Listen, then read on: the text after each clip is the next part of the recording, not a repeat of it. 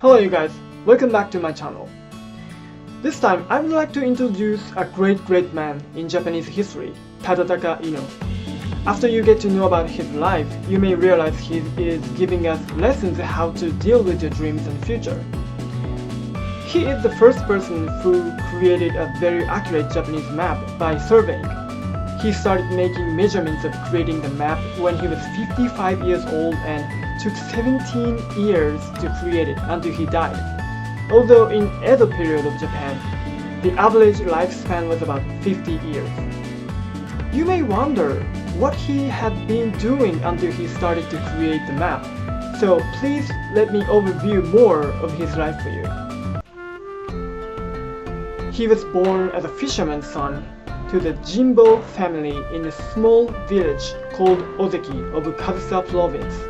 It is now Chiba prefecture close to Tokyo in 1745. He had a good reputation of his smartness since he was a small kid. He loved astronomy so much and he had a dream of measuring the Earth's circumference. When he was 17 years old, the prosperous Ino family, which was mainly running the business of sake brewing and rice trading in Sawara village, now a district of Katori, Chiba prefecture, adopted him because the head of Ino family, Nagayoshi, died. Tadataka expanded the family business. He was so gifted and very successful for business, and when he was 49 years old, he accumulated a tremendous fortune of approximately 32 million United States dollars at current value. There are some episodes reflecting his talent of business. For example, before Tadataka was adopted by the Ino family, they were selling sake and rice only for the neighboring customers. But Tadataka used boats and rivers to transport rice and sake to Tokyo, the Edo, and other areas that were lacking rice and sake because he knew it can be a great business to supply something to the area lacking it. So he also started money lending business for people lacking money. The villagers appreciated his administrative ability. They recommended him to be a village mayor, and then he became one. There is another interesting episode about him. In 1783, Mount Asama erupted, and the Great Famine of Tenmei period happened. After the eruption, Tadataka bought huge amount of rice from Kansai area, which is very far west from his area, because he thought if the price of rice would rapidly rise high, many people may die of starvation. But actually, the price of rice continued to fall from spring to summer in the next year of the eruption. So Ino had a large growth. Then the people around Tadataka told him to sell the rice before the price reached to the depths. But he did not sell the rice at all.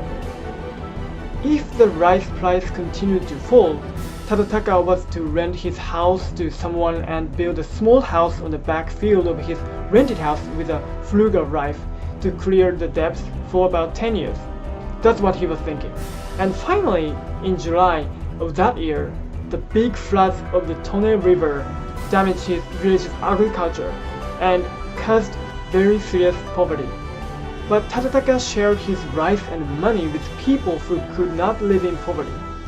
And he donated money to the vagrants who flowed from other villages. Also, he gave money to pawn shops to make it easier to villagers to pawn. Amazingly, as a result, no one ever died in his village, although in this great famine, more than 900,000 people died in Japan. Tadataka was also allowed to receive a surname and have a samurai sword at last because of his great achievements for the village. He was eventually promoted to the same status as a samurai. When he retired his business and took it over to his son, he was already 50 years old. At this point, you may think he's already a very successful person, but he did not give up his dream to measure the Earth's circumference. In 1795, he built a small house in Tokyo, Edo, and moved there at the age of 50 after his retirement to be a pupil of astronomical scientist Yoshitoki Takahashi to study astronomy. Yoshitoki was 31 years old at this time. He was 19 years old younger than Tadataka. But Tadataka did not hesitate to be his pupil because he purely wanted to learn astronomy. At the time, the shogunate was having a project to reform calendar because they had been using very old calendar and it was losing the accuracy.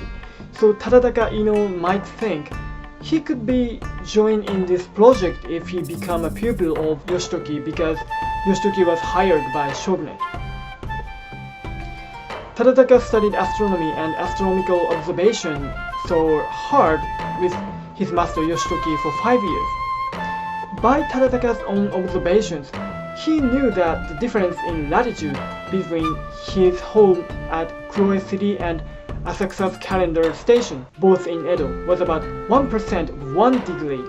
So he thought that it would be possible to figure out the distance of 1 degree if the north-south distance between the 2 points was accurately determined.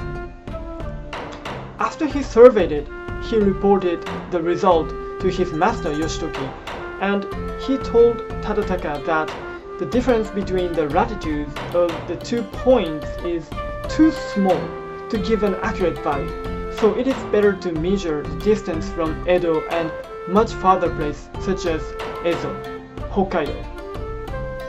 While Tadataka and Yoshitoki were concerned about the size of the earth, the pressure on Imperial Russia from the north came closer and closer.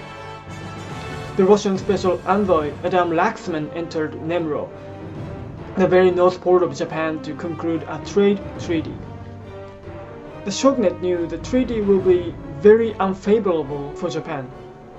So of course they did not want to conclude the treaty, but shogunate did not have even the accurate map to protect Hokkaido from the pressure.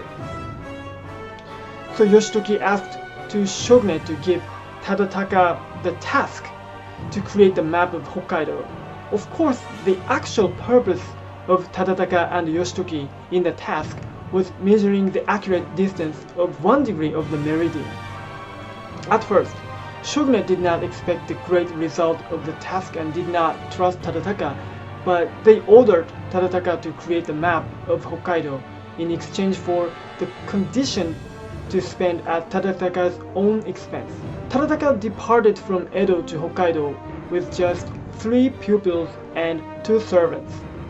He started surveying after going north on Oshu Road. After the group arrived at Ezo, Hokkaido, they proceeded while surveying the coast and performed astronomical observations at night. They crossed the mountain when they could not pass along the coast. Roads in Hokkaido were so steep and there were many places where you could not even keep walking. After the 180 days of the expedition, the group finished creating the map of Hokkaido and they went back to Edo to submit it to the shogunate. Also, he could finally calculate the Earth's circumference. The figure he derived was with only 0.1% error, as the exact circumference of the Earth currently known. The bosses of shogunate were so much surprised of the accuracy of the map. Then the shogunate thought Tadataka could make the map of entire coastline of Japan. Tadataka made 10 expeditions in the last 17 years of his life. The budget and the number of mobilized workers increased with each expedition, and finally it had grown to a national project with huge budgets and thousands of personnel were mobilized. And this is the folding map of Japan based on survey work performed by Tadataka Ino. It boasts unsurpassed accuracy even when overlaid on a modern map. The total survey days were 3,727. The total distance he walked was about 40,000 kilometers, 25,000 miles, which was almost the same as the Earth's circumference. Alright, if you want to know more detail about his life, it is going to be great to search because what I'm talking about here is still very shallow. By the way, what do you think about his personality and life? He succeeded in business, saved many people's lives, and even made his dream come true. Obviously, he was extremely a smart person and had rational thinking mind, but also I feel his strong love and the passion for his dream. I think he studied and created the map was not for money. For some people, their dreams might be becoming rich, but it does not matter that if you have strong passion for something, you do not need to care about money so much. So what I have learned from him is like the power of my passion for something I love makes my dream come true, and never giving it up is the most important thing.